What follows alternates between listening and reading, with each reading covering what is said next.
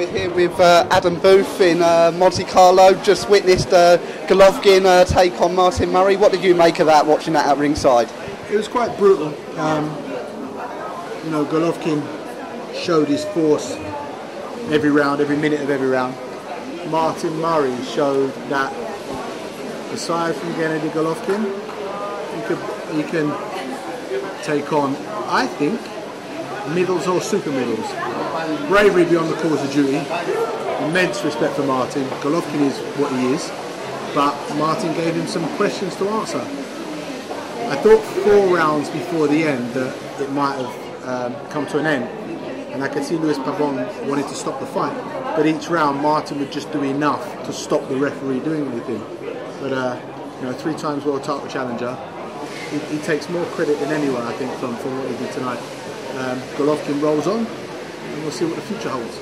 Were you surprised each time Martin Murray got up from the canvas? I mean, some of them looked quite brutal, the knockdowns. I don't know if there's been a braver performance that I've personally witnessed, because he was taking the heavy shots. And yet, for some reason, I think it was like the 9th round, he was on the ropes and he relaxed and just started slipping shots with his hands down. He was probably too tired to keep his hands up at the time, but I'm really impressed with Martin. Obviously I'm impressed with Golovkin because he's Gennady Golovkin.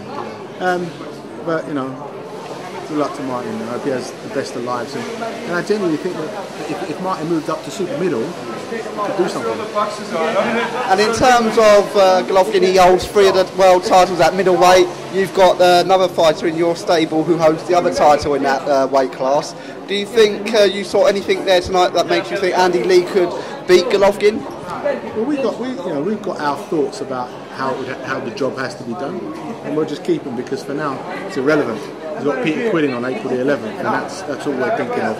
We enjoyed tonight. And you mentioned you think Golovkin could go up to super middleweight. I mean, who would you like to see him fight at that class? I'm saying I think Martin Murray could move up to super middleweight. Golovkin's in a bit of a catch-22 situation at the moment, because the fights aren't opening up for him, but he'll keep plugging away, and you know, the fights will happen for Golovkin. But I was talking about Martin Murray, and immense kudos to him. He showed that he's got the strength, the will, the durability, and the technique to compete with the most feared middleweight, who's as strong as a light heavy. You know, and rumours are that he's knocked out the light heavyweight champions in the gym. So there's options for Martin, and I wish him all the best. Golovkin, that's now 19 knockouts in a row. Do you think that record, it kind of puts fighters off going in the ring with him, to have those marquee fights with the likes of Miguel Cotto and a lot of the fighters that Golovkin's fought have kind of conceded before they've even got in there. Martin didn't do that. And even when he was getting nailed on the button, he wasn't conceding as best he could. So we'll see. I mean, that's whatever fighters think they think. But it was a great night, a great fight, thanks to Golovkin's abilities and Martin's fighting spirit.